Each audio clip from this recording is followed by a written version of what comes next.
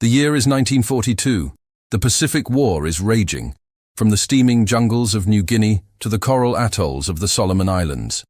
Everywhere American troops move, they face a relentless enemy, Japanese air power. Among the planes feared most by Allied sailors and soldiers was one known by its Allied code name, Betty. The Mitsubishi G4M, a twin-engine medium bomber, became a legend in both fear and tragedy. It was sleek, long-ranged, and could strike far beyond what most bombers of its time could imagine. In fact, Japanese crews called it the hamaki, meaning cigar, because of its long, smooth fuselage. But to the men who flew it, and the enemies who fought it would become known by another name, the one-way bomber. At the start of the war, the Betty was unstoppable. With its 2,000-mile range and ability to carry torpedoes, it was a nightmare for Allied navies.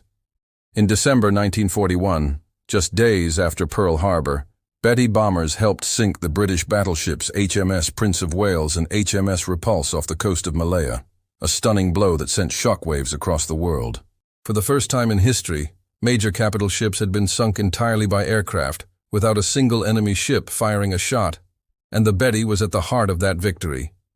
Japanese pilots saw it as a symbol of imperial power, an angel of death flying thousands of miles to strike with precision. But there was a dark truth hidden behind its success, one that Japanese designers knew, and American intelligence was about to uncover firsthand. By mid-1942, the tide of war began to shift. American and Australian pilots fighting over the Solomons started to notice something strange about the Betty. Whenever one was hit, even by a short burst of machine gun fire, it would burst into flames almost instantly. P-38 and F-4F Wildcat pilots radioed back reports that sounded almost unbelievable. Hit one engine, and she's gone. Burns like paper. At first, Allied intelligence officers thought these were exaggerations. Could an aircraft so successful be that fragile?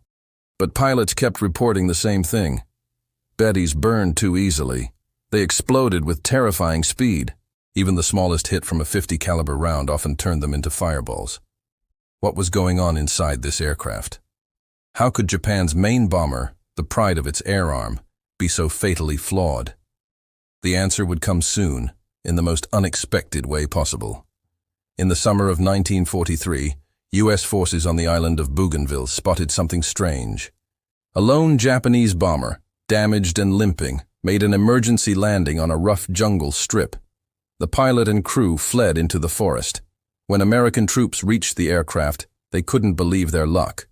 There it was, an intact Mitsubishi G4M Betty.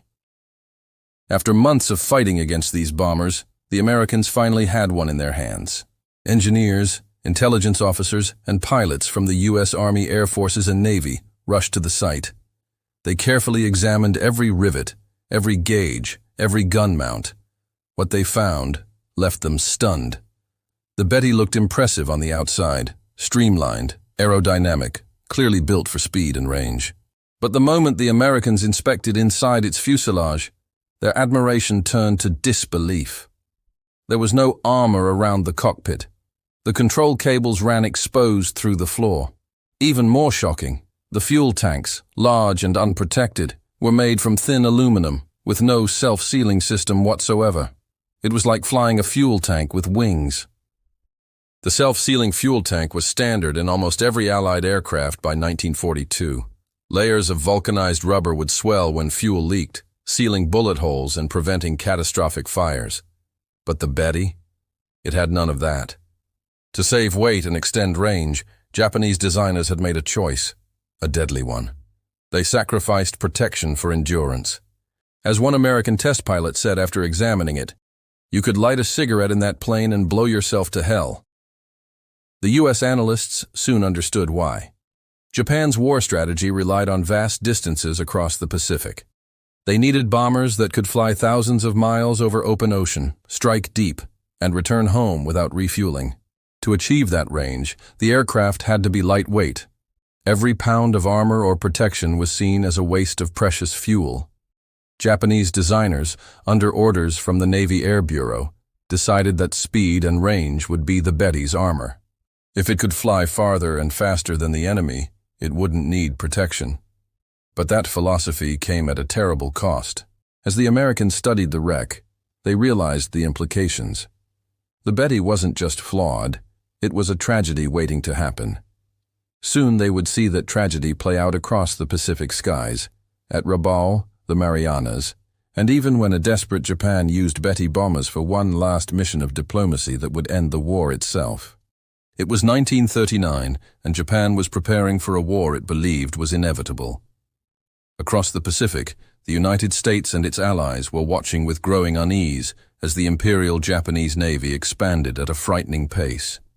Japan's naval commanders knew that their future wars would not be fought near home. They would need to reach far, across the vast Pacific, over jungles and oceans, to strike at enemy fleets and bases before they could strike back. That mission demanded something new, a bomber with the range of a flying ship and the speed of a fighter. So, Mitsubishi AS engineers were given a bold task, to design a long-range bomber, unlike anything the world had ever seen. The project would be led by one of Japan's most brilliant minds, Kiro Honjo, the same engineer who had designed the famous G4M Nell. What he created would terrify Allied forces, but also doom many of Japan's finest airmen. The Mitsubishi G4M was sleek, modern and fast, a twin-engine bomber with elegant flowing lines and a glass-covered nose that gave its crew wide visibility. When it first rolled out for testing in 1939, it exceeded every expectation. It could fly over 2,000 miles, nearly twice as far as most Allied bombers at the time.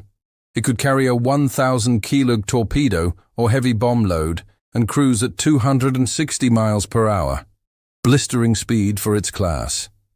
Japanese test pilots called it beautifully responsive.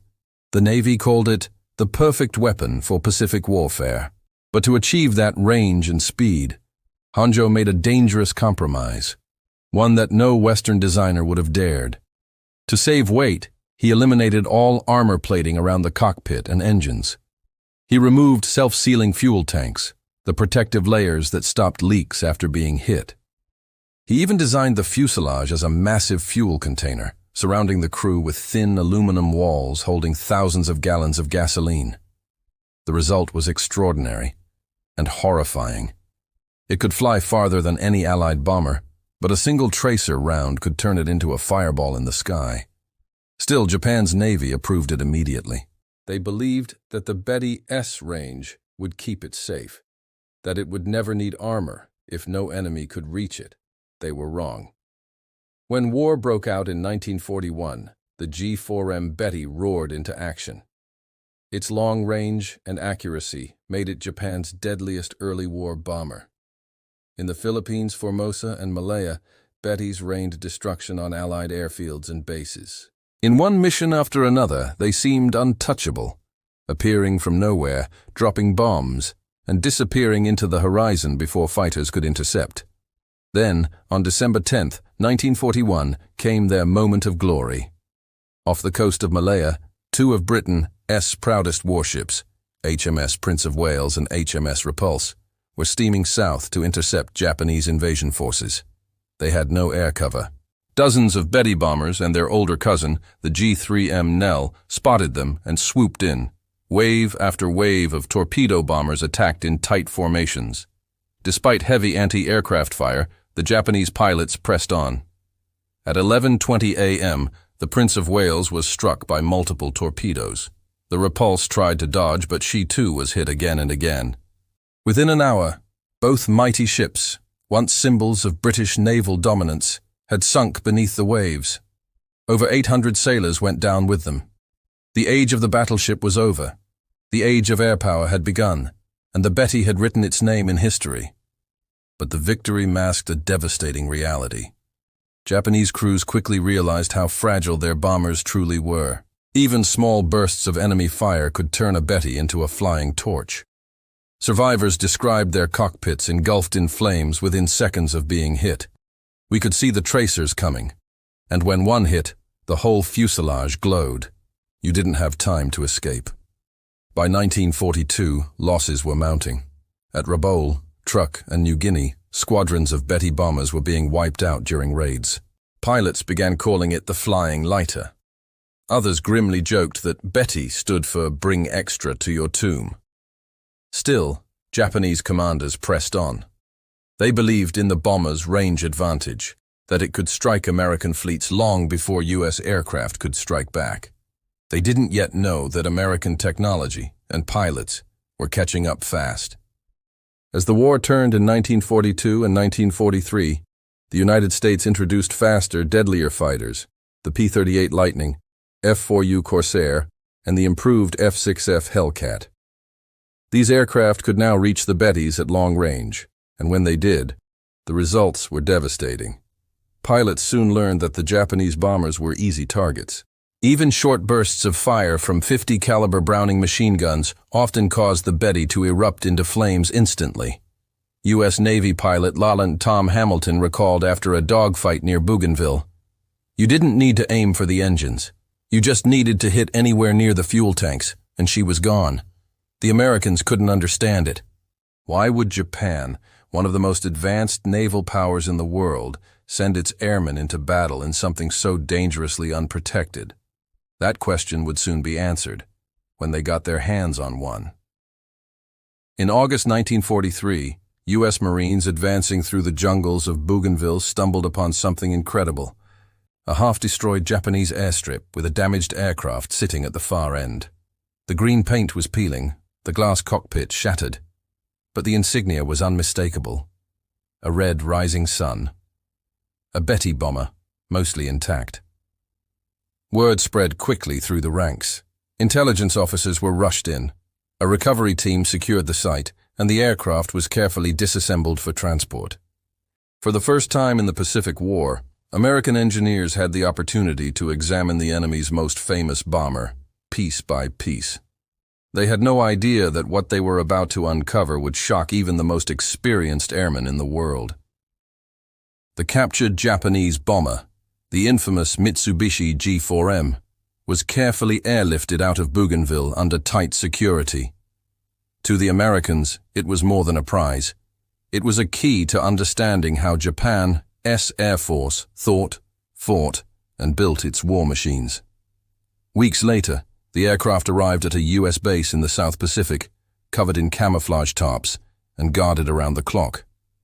It was then shipped to Eagle Farm Airfield in Brisbane, Australia, home to the Allied Technical Air Intelligence Unit, ATAIU. This secretive group of engineers, pilots, and intelligence officers had one mission: to analyze captured Japanese aircraft and uncover their secrets, strengths, weaknesses, and hidden technologies. Among them was Captain Frank T. McCoy, an experienced test pilot who had flown nearly every Allied bomber in the Pacific. When he saw the Betty for the first time, he couldn't believe what he was looking at. It looked elegant, McCoy recalled years later. Smooth lines, beautiful construction. But something about it didn't feel right. It looked too fragile. The engineers began their examination, and quickly disbelief spread through the hangar. As mechanics peeled away the aluminum skin and inspected the fuselage, a wave of shock swept through the team. There was no armor plating protecting the cockpit, none around the fuel lines, and worst of all, the massive fuel tanks had no self-sealing protection whatsoever. In American and British aircraft, fuel tanks were lined with layers of rubberized material that swelled when exposed to gasoline, sealing bullet holes automatically. This innovation, developed in the late 1930s, saved countless Allied crews. But in the Betty, nothing. Just thin metal. The engineers ran their hands across the interior and realized how dangerous it truly was. One stray trace around could ignite the vaporized gasoline in seconds. One report later read, "The aircraft's structure appears to prioritize range over all else. Safety provisions for crew or critical systems are nearly absent." Captain McCoy summed it up bluntly. "It's not an airplane. It's a flying fuel tank." They now understood why U.S. pilots often saw Betty bombers explode into massive fireballs after a single burst. But why would Japan design it this way? The Atayu team dug into captured documents, interrogated prisoners of war, and pieced together the story behind the Betty's creation. The answer was rooted in Japan's pre-war mindset, a philosophy of offensive spirit, known as seishin. Japanese military doctrine glorified courage and sacrifice. Aircraft were designed not to protect pilots, but to empower them to strike as far and as fast as possible. Armor was seen as unnecessary weight. If a pilot needed armor, it meant he lacked spirit. Engineer Kiro Honjo, the Betty's designer, had been under extreme pressure from the Imperial Navy. They demanded an aircraft that could fly from Japan to the Philippines and back without refueling, a 3,000-mile mission. To achieve that, every ounce of weight mattered, so Honjo stripped everything down.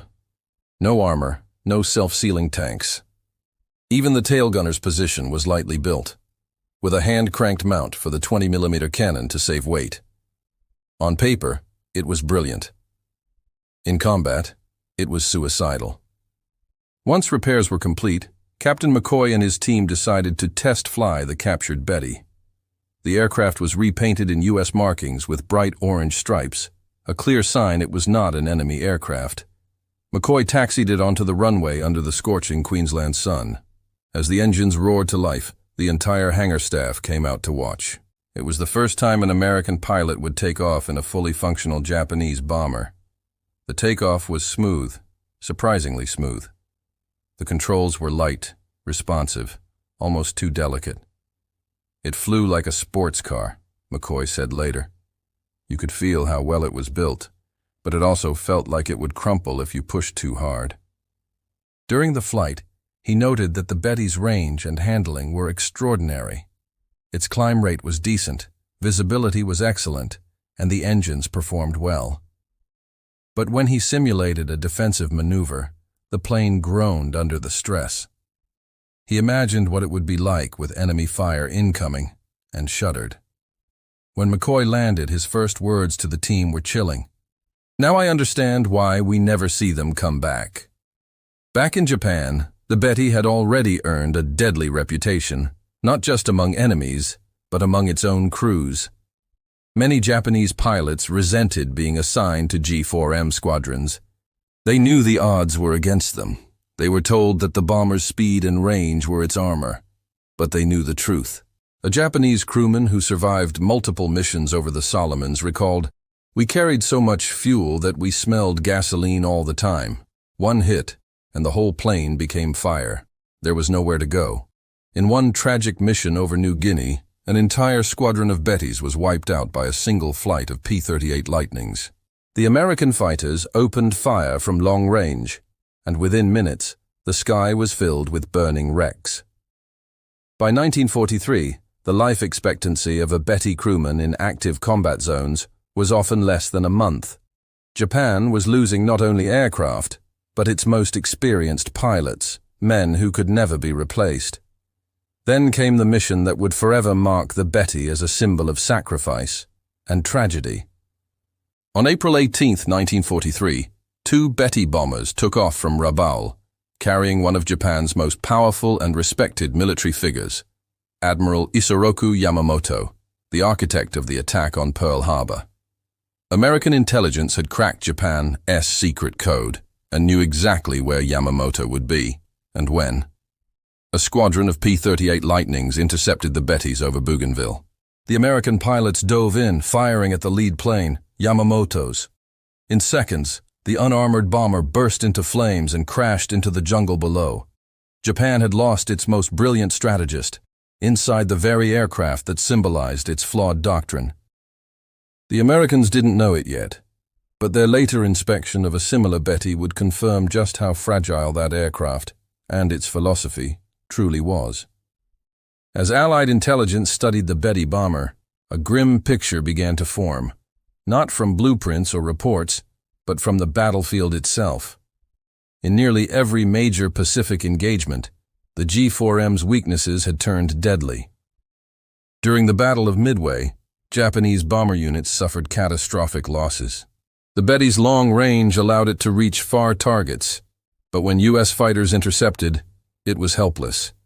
Pilots often watched in horror as a single burst from 50 caliber machine guns ignited their wing tanks, sending entire formations down in flames. Even Japanese Navy officers began quietly questioning the bomber's design.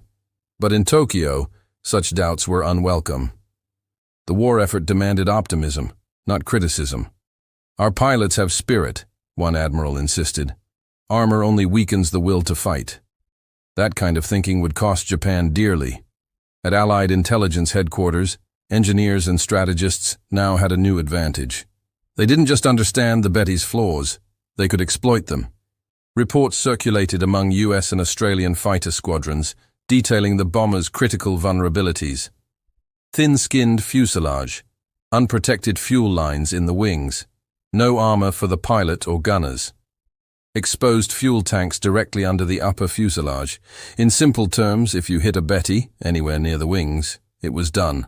So the U.S. Army Air Forces and Navy pilots began refining their tactics. P-38 Lightning and F-6F Hellcat squadrons were instructed to aim not at the engines or cockpit, but directly at the inner wings. The result was devastatingly effective. By mid-1943, Betty bombers were falling faster than Japan could replace them. In some squadrons, losses reached 80% in a single month. What had once been Japan's pride, the long-legged symbol of naval air power, was now a flying coffin. By late 1943, the Pacific War was shifting. The Allies had captured bases across the Solomon Islands, and the Japanese Empire was stretched thin. But even as American radar and interception improved, Japan kept sending Bettys into impossible missions, often deep behind enemy lines. At Rabaul, one of Japan's last major strongholds, the Betty units were ordered to attack American fleets off Bougainville. The missions were suicide. In one raid, over 70 Betty bombers took off. Only 11 returned. Many exploded mid-air, consumed by fire after a single hit. Allied pilots began to develop a grim nickname, One Match Betty. It wasn't cruel. It was simply true. A burst of tracers, a spark, and the entire plane became a torch against the night sky. One US P-38 pilot later described it. "You didn't even have to aim that well. Hit one, and it went up like a Christmas tree. It was tragic, but we couldn't believe they kept flying those things." Meanwhile, in Tokyo, engineers were quietly panicking. They knew the Betty's design philosophy was no longer viable. But Japan's industrial base was collapsing. Aluminum was scarce. Armor plate was rarer still. And new bomber projects, like the Yokosuka P-1Y Francis, faced constant delays. So the Betty stayed in service, bleeding men and machines across the Pacific skies. Back at Eagle Farm, U.S. intelligence teams continued tearing down their captured Betty piece by piece. They tested fuel volatility, simulated bullet strikes, and even conducted mock combat trials against American fighters.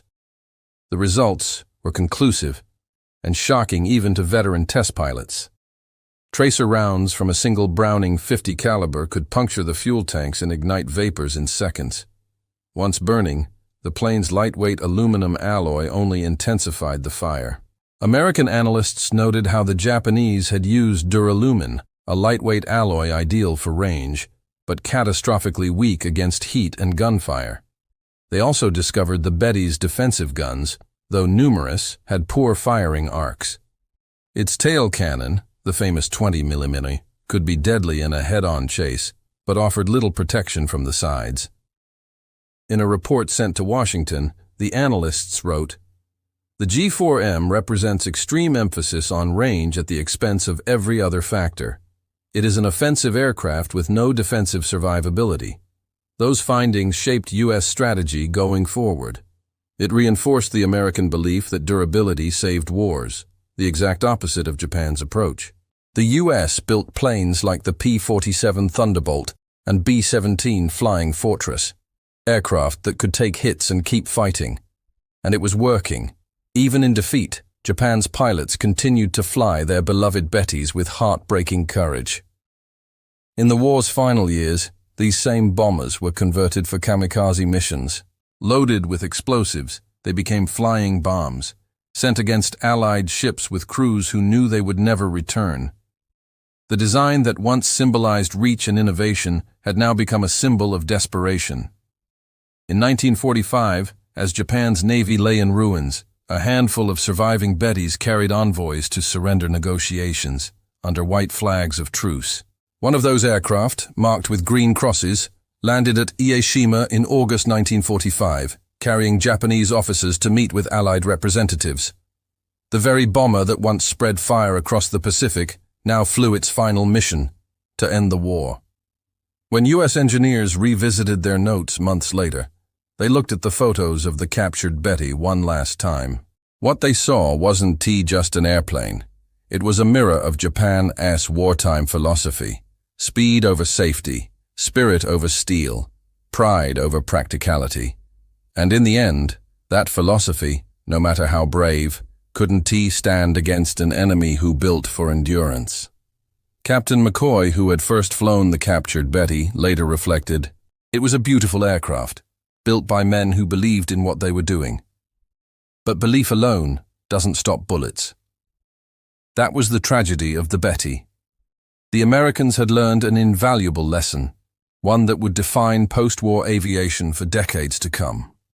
Technology and survivability win wars, not romantic ideals of glory.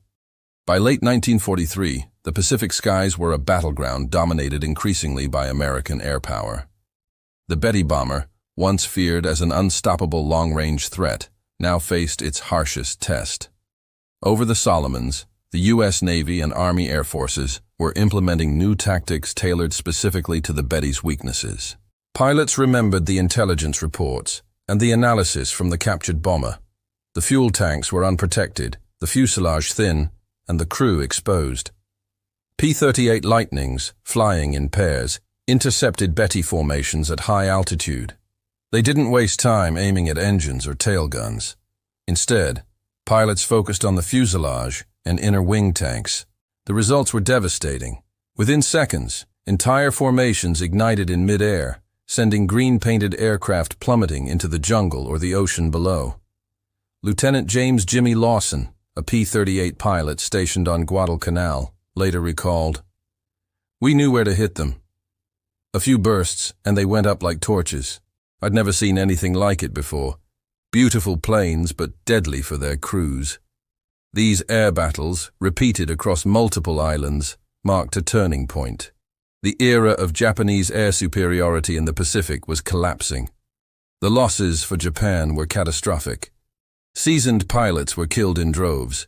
Men who had once thought the Betty made them invincible were now burning in the sky. The Japanese Navy scrambled to respond. They tried to redesign the aircraft, adding small armor plates and minor modifications. But the fundamental flaw remained. Range was prioritized over protection, and Japan simply lacked the industrial capacity to rebuild. Meanwhile, U.S. pilots were gaining confidence. The once dreaded Bettys were now shooting gallery targets, their demise helping train American crews for future encounters with other Japanese aircraft. The captured Betty had given them the exact knowledge needed to exploit its vulnerabilities, turning fear into strategic advantage. "We weren't just shooting planes," recalled Major Frank Thompson, a USAAF intelligence officer. "We were dismantling their tactics, one bomber at a time." The decisive moment came during the Marianas Campaign in 1944. As U.S. forces prepared to invade Saipan and Tinian, Betty bombers were dispatched in desperate strikes to disrupt Allied naval operations. But the Allies were ready. Radar-guided interception, superior numbers, and intelligence from the captured bomber allowed the U.S. to anticipate every sortie. The Japanese lost over 90% of their attacking Bettys in a single month. Pilots who survived spoke of scenes that seemed apocalyptic: aircraft burning in formation, crashes littering the beaches, and crews abandoning their planes mid-air to parachutes that often failed. In Tokyo, high-ranking officers were forced to confront the reality. Their bomber, once the jewel of the fleet, was now a liability. Admiral Minechi Koga, commander of Japan's combined fleet, reportedly lamented, "We built them for distance, but forgot to build them to live." The Betty's reign of terror was over, not by ingenuity, not by numbers, but by a single captured aircraft that revealed its secrets. By mid-1944, the U.S. had effectively neutralized the threat of the Betty bomber. Its weakness had been turned into an advantage. American fighters could now engage long-range Japanese bombers without fear. The lessons learned from the captured Betty also influenced post-war aircraft design. Allied engineers emphasized armor protection, self-sealing fuel tanks, and redundancy, making sure that no plane would become a flying coffin, no matter how far it needed to travel. Meanwhile, Japan's inability to replace lost aircraft or pilots accelerated the decline of its air capabilities. The once formidable bomber squadrons were reduced to desperate kamikaze units, their glory days replaced by a campaign of desperation. In the Pacific skies, America had claimed dominance, a dominance owed in part to the intelligence unlocked by that single captured Betty. The Betty bomber's story is not just about technology or tactics. It's about the human cost of design philosophy, about how strategic priorities shape not only machines, but the lives of the men who operate them. For Japan, the Betty represented bold ambition and tragic oversight. For the Allies, it became a lesson in patience, observation, and the immense value of intelligence. Captain McCoy, reflecting years later, said, "It wasn't just about flying the plane. It was about understanding it, learning from it, and using that knowledge to save lives." The captured Betty was more than a machine. It was a key that unlocked the sky, changed the Pacific War, and taught a brutal lesson. Innovation without protection is only half a victory. By the final months of World War II, the Mitsubishi G4M Betty had become a symbol of both innovation and tragedy. Its unmatched range and sleek design had allowed Japan to project power across the Pacific, striking far-off bases and fleets with deadly precision. Yet the very design that made it a marvel also made it fragile and unforgiving. Countless Japanese crews paid with their lives, trapped in bombers that could not withstand even modest enemy fire. The U.S. now controlled the skies. Knowledge gained from that one captured Betty bomber had saved thousands of American lives, guiding fighter tactics and influencing aircraft design philosophy for decades to come. Here's the twist many people don't realize: the Betty bomber's vulnerability indirectly accelerated the end of the Pacific War. The destruction of Japanese bomber units cleared the skies for Allied bombers like the B-29 Superfortress, which could now strike deep into Japan unchallenged. Without the G4M's shield in the air, Japan's mainland and naval forces became exposed to unprecedented bombing campaigns. In a cruel irony, the very aircraft meant to secure Japan's reach, its long-distance flying fortress, had instead become a weak link in its defense, contributing to its eventual defeat. For historians and aviation enthusiasts, the captured Betty bomber remains a case study in design philosophy. It illustrates that range and performance are meaningless if a plane cannot survive combat. Human lives must factor into engineering decisions, and intelligence and analysis can turn even the most feared weapon into a tactical disadvantage. Post-war aircraft designers studied these lessons carefully. The self-sealing fuel tank, reinforced fuselage, and survivable cockpit became standard features in all major Allied designs. The Betty inadvertently taught the world that aircraft are more than speed and payload. They are lifeboats for the men inside. Sound cue, soft orchestral music, fading into a heartbeat rhythm. The story of the Betty bomber is a story of contradiction. A plane built to conquer the skies, yet vulnerable to a single burst of enemy fire. A symbol of technological ambition, yet a harbinger of human loss. A tool of war, yet an accidental teacher of strategy and survival. It reminds us that innovation alone cannot win wars. It must be coupled with practicality, protection, and foresight.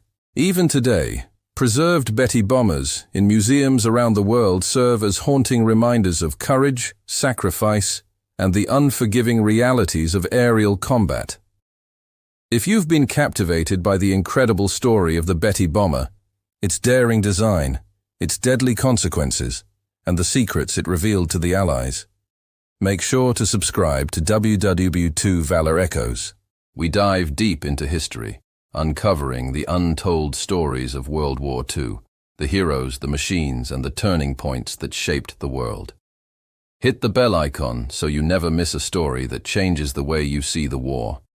And comment below, which W2E aircraft story would you like us to uncover next? Because history isn't just in the books, it's alive in every story we tell.